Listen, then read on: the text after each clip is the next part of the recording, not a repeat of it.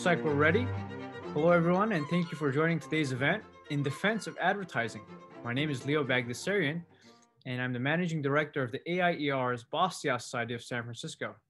The American Institute for Economic Research, AIER, was founded in 1933 and is one of the oldest nonpartisan research and advocacy organizations in the country. Through the Bastiat Society program, the AIER makes the ideas that enable peaceful trade and human flourishing available to a wider audience. Our guest today is Dr. Jerry Kirkpatrick, Professor Emeritus of International Business and Marketing at Cal Poly Pomona. Dr. Kirkpatrick worked in marketing and advertising in New York City and Los Angeles for nearly a decade. He holds an MBA and a PhD degree from Brooke College. He is the author of In Defense of Advertising, Arguments for Reason, Ethical Egoism, and Laissez-faire Capitalism. In Defense of Advertising holds a unique place among many marketing, advertising, and branding books out there. Dr. Kirkpatrick goes right to the philosophical core of marketing and advertising, a topic seldom discussed, methodically building the philosophical, ethical, and economic components of advertising, discussing the nature of marketing, confronting the critics, and he all does it in an easy to read, jam-packed book. It's a must read. Get on Amazon or at Dr. Kirkpatrick's website. Just a quick note, there will be a time for Q&A at the end after the presentation. If a question does come to mind, just shoot me a message and we'll get to it at the end. Jerry, it's a pleasure having you on the program today. Thank you, Leo. The topic of In Defense of Advertising really comes down to what the textbooks call the social and economic criticisms of advertising. Critics do not much like it. The historian Arnold Toynbee, for example, said that he cannot think of any circumstances in which advertising would be an evil. And another professor at the New School for Social Research said that advertising is a profoundly subversive force in American life. It's intellectual and moral pollution. It trivializes, manipulates, is insincere, and vulgarizes, etc. A quick Google search will show you that there are many kinds of comments that people do make about it. Of course, advertising, there was no place for it in Marx's Workers' Paradise. Interestingly, the terms marketing and advertising are uniquely English words. There is no word in any other language. I mean, they have translations, but they both came from capitalism. They are products of capitalism. The word advertising in French is publicité, and in Portuguese, it's propaganda. So it's uniquely, and actually uniquely an American phenomenon, because in the development of the United States from about 1750 to 1850, newspapers and newspapers advertising really boomed. In the UK in fact should have been the origin of advertising, but they slapped a big tax on newspapers about 1650, and therefore a tax on newspaper advertising. And by 1850, the US was way ahead of them. All right. Advertising is mass media selling. Personal selling is what we contrast it with. That's the one-on-one, when one person goes and knocks on your door and makes a presentation. Advertising just does it in a mass way by hundreds, thousands, or millions, depending on the media they're actually using. Marketing is the umbrella term. So it involves research, it involves product development, it involves distribution. Advertising, personal selling, they come out of what's called promotion strategy. Okay, so the social and economic criticisms, I break them down into, well, three. Two of them are from the social criticisms, where the critics say that advertising is coercive and offensive to good taste. The economic criticisms is that advertising is monopolistic. The critics break them into two parts. It's really only one, but I'll address them as two parts. So let's go through these one at a time. The coercive arguments can be broken into two forms. We have subliminal advertising, which I'm sure you've all heard about. And It's unending and still alive and well on Google if you search it. And there's John Kenneth Galbraith's so-called dependence effect that says that production, which includes advertising, creates the needs and wants it aims to satisfy, cramming products down our throats that we don't need or want. So and what they bring up there is the fact that all this persuasive advertising is the equivalent of coercion. All right, back to subliminal advertising. Supposedly in 1957, in a movie theater in New Jersey, the messages, eat popcorn and drink Coca-Cola, were flashed on a movie screen at about 1/3000th of a second. And, which is a speed that nobody could see. And then supposedly at intermission, sales of popcorn went up 58% and Coca-Cola 18%. I keep saying supposedly because it never happened. All right. The idea of subliminal, I mean, it is such a term, a valid term, but the limit is our threshold of perception. Sub means it's below perception. We don't perceive it. And so if 1/3000th of a second is something you cannot perceive. Why do I say it is a hoax? The hoax actually word comes from marketing professor Stuart Rogers in 1992. He wrote an article in the Public Relations Journal. It seems that when he was a student way back in 1957, he went to New Jersey, interviewed the movie theater operator, and found out that nothing ever happened there. It turns out that the whole subliminal advertising idea with the movie theater came from a public relations man named James Vickery, a big time promoter. And he was caught in some exaggerations for a while. And I think he kind of disappeared from the scene. Subsequent research by psychologists using tachistoscopes, which is a machine that can flash like a few phrases or images on a screen that nobody can perceive. Conclusion, has no effect on our behavior. Fast forward to the 1970s, and we have Canadian journalism professor Wilson Bryan Key, who took a look at a print ad for Gilby's Gin in a glass of ice. He saw the word SEX spelled out, and this is now called a subliminal embed. He wrote a book then called Subliminal Seduction. Howard Johnson's used to have a big restaurant chain, nice, glossy, flashy menus. On the cover, they had a picture of their clam plate special. Professor Key, of course, took a look at it and saw a sexual orgy going on. So he wrote another book called The Clam Plate Orgy. And I think he even wrote a third one. The interesting thing about what he says in his books is he showed these ads to his students and they never saw what he saw. And he started pointing things out carefully to them. And then they said, oh, well, yeah, I kind of see it. Bottom line of all that is that these so-called subliminal embeds, they aren't done by advertisers. If we go outside and take a look at some clouds, I can show you all kinds of things that I see in them. And that's the same thing. An overly active imagination is what we're talking about and what Professor Key was doing. Bottom line is that advertisers spend millions of dollars making a message blatantly explicit. And consumers even then don't pay attention. So they're not going to waste their time and money trying to do things that are at a speed nobody can see, or that takes a big active imagination to see it. You still hear the word about subliminal advertising, of course. A lot of times it's not even used correctly. There was Kentucky Fried Chicken around 2008 had a promotion for their Snackers sandwich. And there was a dollar bill embedded, not embedded, it was actually very liminal, very visible in the lettuce of the sandwich. That was all part of a promotion. And because the first 1,000 people who found it got a $1 coupon, but very liminal and perceivable by anybody, not an embed at all. So subliminal advertising, as far as I'm concerned, it just does not happen. Nobody will waste their time. If anybody in an agency does it, they're likely to get fired, something like that. They're just being a little bit too cute. Advertising, the whole purpose of advertising, effective advertising, is to make a sale.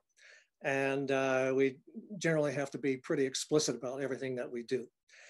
Okay, that's the subliminal form of the coercive argument, the idea that we're manipulating, it has a lot of big Freudian influence, that we're manipulating people into buying things they don't need or want. All right, forget subliminal. Professor Galbraith comes along and says it's just the whole process of production.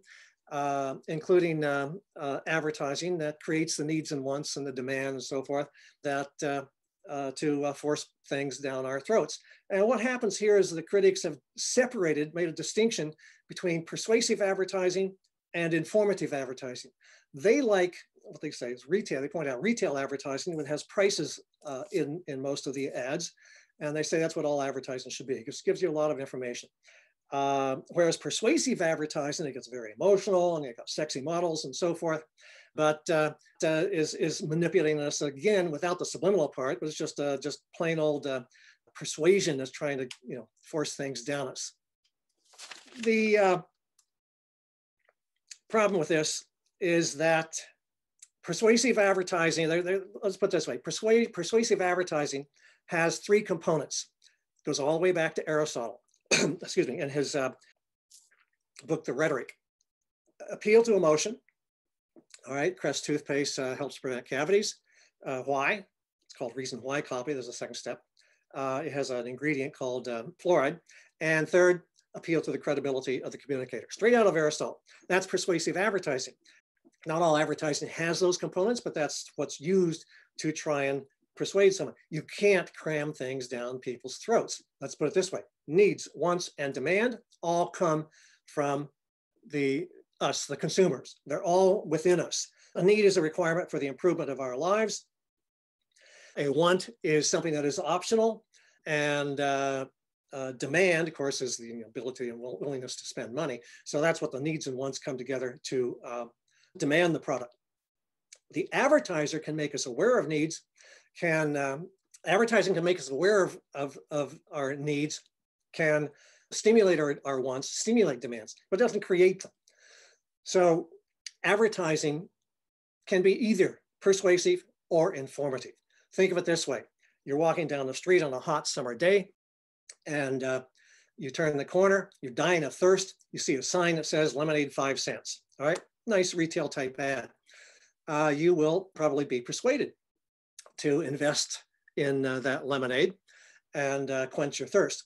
If, on the other hand, you have guzzled a big bottle of water, you're not likely to be persuaded and buy it. All right, it's the interaction between the two, and that turns us into, can stimulate and turn a need into a want, into a demand, and so on. It's a false distinction, in other words, false dichotomy, as I say in my book, between persuasive and informative advertising. They can be either way, depends on how you look at it. Okay, so that's the second form of the coercive arguments that somehow advertising is cramming products down our throats. All right, the offensive idea. Okay, so maybe it's not coercive, but it's just plain offensive, obnoxious, repetitive to the point of torture. It's offensive to good taste. All right, pick your ad. All right, everyone dislikes something. Those ear cleaning things I hear a lot about these days. TV commercials during the dinner hour, that's very offensive. Okay. The problem here is that taste is a particular kind of concept that is optional. It has no moral issue attached to it. It just means that I like peanut butter, you like apple butter. I like sexy models in my TV commercials. You like PBS pledge breaks, all right? It has nothing to do with whether the ads are effective or not. I mean, it's just they're talking about we all have different tastes.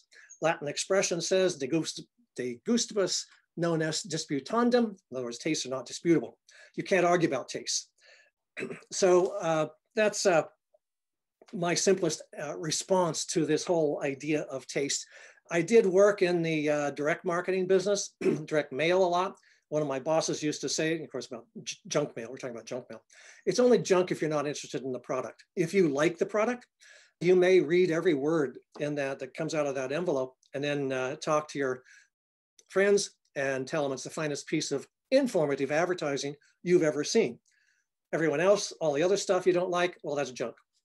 So what the critics say, though, is that this advertising, this offensive advertising needs to be regulated or even banned. Of course, in the workers' paradise, it is banned. But that's an issue of censorship. And the Supreme Court, in fact, has defended advertising as commercial speech. And so it should not be regulated or banned in any sort of way. You know, the regulatory agencies, all the alphabet soup agencies in Washington comes out of the early progressive movement of the 1880s and 90s. And at least one very good Columbia University law professor has written extensively about regulatory agencies, saying that they violate the separation of powers. In other words, advertising. So what if you don't like it? It just means you don't like it if you find it offensive. That takes us to the economic criticisms. Economists have to get into this, and they say that advertising is monopolistic. Why?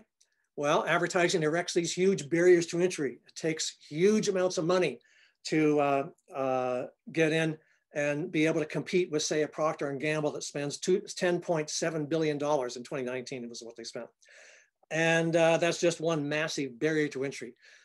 These barriers to entry create strong brand loyalty that enables the advertiser to increase his prices. And that, of course, then leads to textbook definition of monopoly, reduces the value, reduces society's resources, and supposedly harms the consumer. All right. They usually break it into the barriers to entry argument and then the increases prices argument. So I'll do the same. I'll just take them one at a time. Barriers to entry, you know, it's tied in with the whole idea that steel and auto industries are so huge, nobody can get in to compete. But a couple of guys working in their garage in the late 1970s, one of them a college dropout, how could they ever compete with IBM, right? Oh, well, they came out with something in '84 called the Macintosh computer. Highly recommend going back, and if you go back and look up a TV commercial they did in 1984, a 1-minute commercial for the Super Bowl, very expensive at the time, which does a good takeoff on the book 1984 and IBM. IBM is big brother, of course. Needless to say, advertising creates disloyalty. You say new product for sale. People get interested. They're curious. We like to try things. And so that's often good enough to get people to buy and become disloyal, say, to an IBM and maybe try a Macintosh. And then it's actually the, advertising becomes the real means of entry into a market, which enabled to have a computer to do it. There was this guy, other college dropout named Gates. He seems to accomplish quite a bit, going up against some of the big companies. No problem getting into the market. It's primacy of the product, as I believe it was the CEO of Procter & Gamble said. Without a good product, you have nothing. So you must have a good product, and then your advertising can inform people about it, and then it can arouse their curiosity to give it a try. And no product can survive without repeat purchasers and favorable word-of-mouth communications. All right, so if you don't have those two, your product will go south and become a failure, of which there are a lot of product, huge failure rate depending on the study you look at. I've seen some studies that go as high as 80%. Like within the first year, 80% of products fail. I would say somewhere between 50 and 70% probably fail. And that's with a lot of advertising being spent. Okay, so advertising actually is the creator of disloyalty, and the product is what creates the loyalty. All right, now this thing about raising prices. All right, so supposedly the brand loyalty gives us inelastic demand. That means a very poor sensitivity to changes in price as opposed to elastic demand. And that enables the advertiser to jack up the price. What examples do they show? Well, there's, take a look at national brands versus private brands, you know, your store brands. Kraft macaroni and cheese versus the local store brand that's there right up next to each other. About a 20% difference in price on average. But look, who created the market in the first place? It was the national brander. It's the Procter & Gambles of the world. They're the ones who create the market. They spend sometimes even decades before the stores get into the act or the private brands get into the act.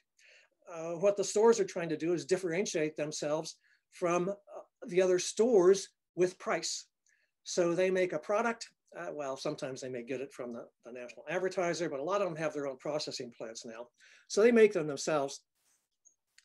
And they don't have to do any advertising because it's already been done. Market's been created. So they just set the price a little bit lower, do just fine. A certain segment of the market likes to buy the private brands. I have my instructions when I go to the store, do not buy private brands, so I buy the national ones. There are different segments of the market out there. Also, there's a distinction made about this increases prices argument between production costs and selling costs. Advertising is just a selling cost, whereas making the product is the production cost. So it has nothing to do really with the product, right? Yeah, accountants do make that distinction. Advertising is expensed, it is not depreciated. But a wonderful example comes from the Austrian economist Ludwig von Mises. Says there are two restaurants side by side. We have to go back, pre-COVID, but they actually were open. And you could go in and eat there. One restaurant they're identical. One restaurant has not swept the floor in 6 weeks. The other one sweeps it every night. Okay, so how do you account for the cost of sweeping the floor? Production costs or selling costs? And Mises's point, you can't distinguish either one. They certainly are a production cost and the quality of the food in the restaurant, and of course it also is a selling cost in how it attracts people into the door, through the door. So again, like the persuasion informative idea, it's a false dichotomy, and you really cannot distinguish them. You build a new factory, that is, I assure you, that's a selling cost. You don't just build the factory to let it sit there. You are trying to sell what comes out of it. So that is another a big problem with that particular argument. The thing is about advertising and pricing is that advertising lowers prices. It doesn't raise the prices. I just happen to have an example from let's see, Bayer Aspirin, which is frequently being used as a target for these criticisms. Back in 1938, I found an ad or description, anyway, of a American Druggist magazine. A bottle of 100 tablets, Bayer Aspirin, back then, 324 milligrams, 59 cents. Okay. I go to my favorite quick and dirty inflation calculator, BLS.gov, that's Bureau of Labor Statistics. That's the one, if you look up $1 in 1913, you'll find out it's only worth 4 cents today. But I went back to 1938, 50 cents, come up today. That bottle of 100 tablets of aspirin would cost $10.97. Okay, big movement in inflation. Okay, so but I look up CVS.com and Walgreens, and I found that CVS has a bottle of much improved aspirin. It's the micro-coated ones now, not like the ones that, if they melted on your tongue, you really did not want that taste. $8.69 at CVS, $7.99 at Walgreens. And I do believe Bayer has spent $1 or $2 on advertising since 1938. So advertising, it's not the sole factor that lowers prices. Technology is the big factor that lowers prices of products. But advertising does create a much larger market audience than would ever be possible if there were no advertising. And so that is a big contributing factor to lowering prices. So with that said, I think I think the hook, Leo's bringing the hook out to yank me off the stage here. That is my response to those so-called social and economic criticisms. My conclusion is advertising is a very benevolent institution. Can I say an anecdote about the USSR? One quickie. Branding, everyone talks about branding. It's product identification, product identity. In the 1950s, no advertising, but also no branding in the Soviet Union. They were making some black and white TV sets. I forget what size it was, of a certain size. I don't know what, 12, 15 inches, something like that. And one of the comrades' factories were turning out lemons, and Russian consumers, not being stupid, stopped buying those particular TV sets completely. The apparatchiks in Moscow put their heads together and what are we going to do about this? Well, let's stamp a number on the back of the TV sets so we can tell which factory is producing the bad ones. They did. And of course, again, Russian consumers, not stupid, They discovered the numbers, and they treated the numbers on the back of those TV sets exactly in the same way that we treat brand names. We buy by brand because it tells us something. It's a whole bunch of information that's loaded into the branding. It gives us a good identity to work with when going into the store. Okay, so I think that's about it that I had. So I'm open to Q&As. Like I said, I'm never at a, college professors are never at a loss for an opinion. So I do have, ask me a question. I'll see if I can give you an answer. Jerry, thank you for giving us a quick run through some of the major topics in the book. Again, the book is In Defense of Advertising, and it's under 200 pages, and Dr. Kirkpatrick really walks through it methodically. He did a run through the book and a lot of the major topics discussed. We do have questions. If you do have questions, please message them to me, PM them to me. We have one from our audience. He writes, or he asks, who do you think are the best authors on the subject of advertising, and who are the worst? Well, the best, the one that I have learned a lot from is David Ogilvy, namesake of the Ogilvy and Mather advertising agency. He wrote a book called The Confessions of an Advertising Man, Ogilvy on Advertising. And he's written some articles. He by training was a copywriter. He had done selling in Scotland. Was Scottish. He worked for George Gallup. So he learned about research. He had some work in direct marketing. The difference between direct marketing and what's called general marketing, or direct response advertising, and general advertising. The direct stuff, you have some kind of a code in what you're doing. It goes directly to people, and you can track it, measure it, get an exact result. If you're doing primetime TV advertising, you have to do other kinds of research, something called day after recall and general surveys to try and figure out, what did people really think of it. Ogilvy is excellent on that. He's a big proponent of the whole direct marketing field, even though he did an awful lot of general marketing, general advertising. I don't know, worst. Textbooks are not that exciting, but some are better than others. You have to read them carefully. See, the thing about advertising is that the purpose of advertising is to sell. As one agency said, their motto was, it's not creative unless it sells. You talk to a creative person, you might get some different opinions there, because I guess it was some creatives who told me that copywriters are, when they go home, they're all working on the next great American novel, and the art directors are all working on Academy Award winning movies. They'd rather be doing that, in other words. But advertising, that's commercial art. You got to sell the product. If it doesn't sell, you're done. You got to, or go back to something else. That's it. That's its overall purpose. But I would recommend Ogilvy. Ogilvy, bar none, is the best on advertising. We have another question.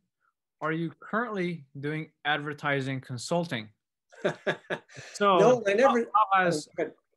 If so, how has your how has advertising, or I should say, how are things developed over time? Oh, does that mean campaigns? Campaigns, or how advertising is done, let's say in the 70s versus today? Oh, okay. I can think of a number of things. No, I don't. I've never done consulting. I've been more interested in writing. In fact, with my second and third book, I've moved away from a lot of the business ideas, not that they don't influence me, to education, philosophy and history of education in my second book, and then psychology, actually, in the last book that just came out last year. Let's see, how does advertising develop? I mean, there's one thing in terms of what's the whole process. It's a lot of, the process itself is a lot of back and forth between the creative people, the agency that's creating the ads, and the client, trying to figure out, like I said, what's the best image we're going to use, the best copy for the product. And you go back, agency goes to the client, they make a presentation, the client sits there and says, not quite sure. And so you have to go back to the agency, massage it, redo it, something else, present, well, let's take a different direction, go back. So that takes a long time. There's an old joke that advertisers say, I don't know how funny it is, but Henry Ford complained he was getting sick of this particular advertising that was apparently for Ford automobiles, and wanted to know, when are we going to change it? I think it was someone from the agency said, or maybe it was the client in-house, said, but Mr. Ford, this advertisement has not yet appeared in the media, right? It's all that back and forth that you can really get kind of sick of. I was thinking other possible meaning of that question was, how's it changed? It's really only an execution, which I don't fully buy or follow, or I've not done enough research on my own, is that we have an awful lot of TV commercials. Remember, there's a lot of advertising that's in print. The advertising on the internet is fundamentally print. If there's audio, it's radio. If there's video, it's TV. It's not really a different kind of media. So we got print and we got radio and we got TV, basically. And then, direct mail, it's letter, that's print. TV commercials have taken on the habit of doing, well, if it's a 30-second commercial, but sometimes they do longer ones, but say 20 seconds, 25 seconds. And you don't know what the product is until the very end. I don't know if that's, and so many are shown, the general rule of thumb says, if you keep seeing commercials done, same one, over and over, it must be working. So they must have research that says that does work. Going back to Ogilvy, you must mention the product and do it early, get the features and benefits out there. Copy is king for Ogilvy, and do things like that. Of course, I even heard a creative director speak from, who was from the Ogilvy agency, and he said that a picture is not worth 1,000 words. A picture is subject to 1,000 different interpretations. And that's why that Ogilvy agency does tend to emphasize a lot of copy. Procter & Gamble knows something about copy. But back up. From the direct marketing industry, we have a saying, the more you tell, the more you sell. Think about it. Would you rather buy a product with just a few words or with more words that tells you about the product? I think most of us would like to know, something more about the product than just a few words. We think of copy not being very necessary because of 30-second TV commercial. You can't do much in a 30-second commercial. But Procter & Gamble, that knows a thing or two about selling products, has more words in their commercials than a lot of the others. I can't remember the numbers now. I think it's around 130 words per 30-second commercial for P&G. Typical, more average 30-second commercials about 100 words. So there has been that kind of a change, mainly to long lead up before you even know what the product is. I could tell all kinds of stories, but go ahead. I was thinking, I don't know. Another question is, can you suggest a defense strategy for those who think that advertising is deceptive due to a selective presentation of facts and embellishments, especially long form infomercials? Oh, well, first of all, I don't think most commercials are deceptive. They are highly selective. 30-second commercial. You gotta be extremely selective in what you emphasize. And so we're talking about features and benefits of the product. A lot of times you really only want to emphasize one thing. 2 or 3 maybe. There's a certain type of execution where you can have a long list, but and a lot of times you see that in direct mail, but not in the more general type advertising. But it's being highly selective to emphasize which feature or which benefit are we going to emphasize. Copywriters make long lists when they're starting to work on an ad of features and benefits, and they do them side by side. The relationship between the two is features cause benefits. Benefit is what we get out of the product, can be the emotion, the feeling it gives us. Feature is usually the stuff of the product. It's the thing that produces it's that gooey stuff in the tube of toothpaste that gives us that great feeling and smile and so forth after we've brushed our teeth. So I don't think sometimes what they will do is, I mentioned Aristotle's 3 steps: appeal to emotion, reason why copy, and then credibility of the communicator. They leave out the middle part, the reason why. Now, even then, I will make a defense of them because a lot of those are in a stage of advertising, stage of the market, that's called a mature market. product's been around for decades, and it's called reminder advertising. Every ads say one of three things: new product for sale, our product's better than the competition, or we're still here, don't forget us. So that's the reminder advertising. And so you are just saying certain things, reminding one benefit in your product. A lot does get left out, but I wouldn't call that deceptive. Another question I received: when is censorship okay? Never. That was a question. Never. Censorship is a government granted privilege. It's always from the government. The Ministry of Truth, as in 1984, or was that was London? Ministry of Truth and Information, but I think very similar to what Orwell described.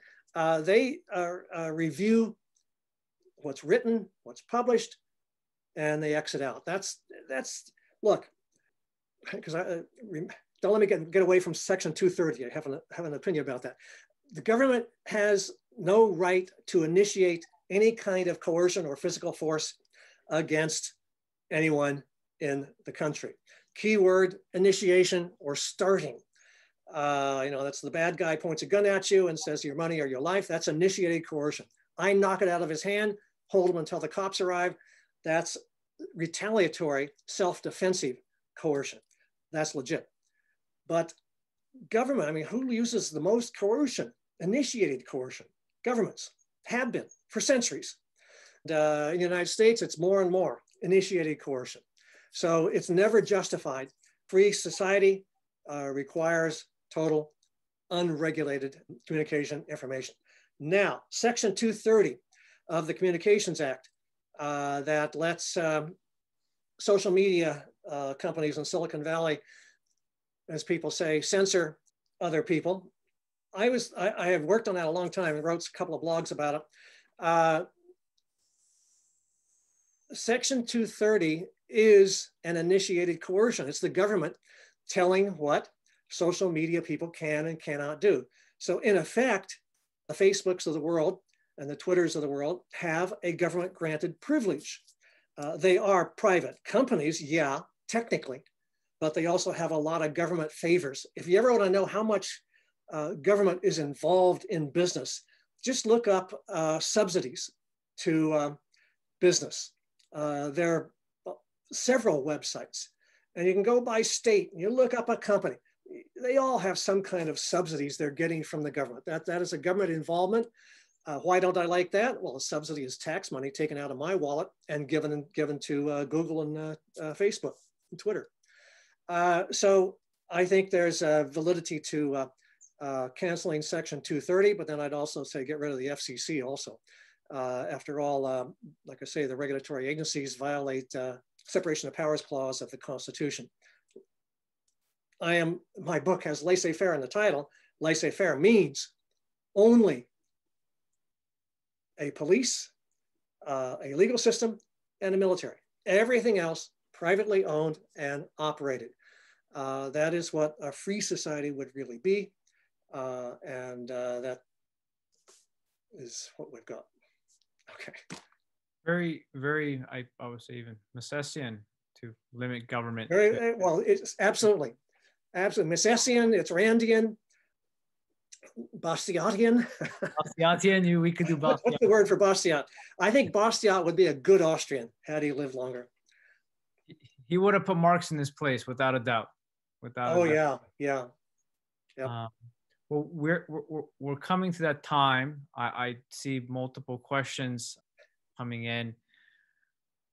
It's just reaching that time where we have to conclude. Thank you, everyone, for joining today's meeting. And we'll work on getting this online and see if we can get those questions that you've sent in answered. In conclusion, I'd like to thank everyone. Thank you, Dr. Kirkpatrick, for joining us today, sharing the essence of your book and these themes of advertising and marketing that go to the core of a free society, as well as, this book is unique in that it's not a topic that's frequently spoken about, and especially within the context of Austrian economics and philosophy. So going to the core and making those arguments I Because recommend. my undergraduate degree was philosophy, so that's influenced me my whole life. Thank you. Well, we'll try to work on getting this online, and everybody have a great day and stay tuned and visit us on YouTube.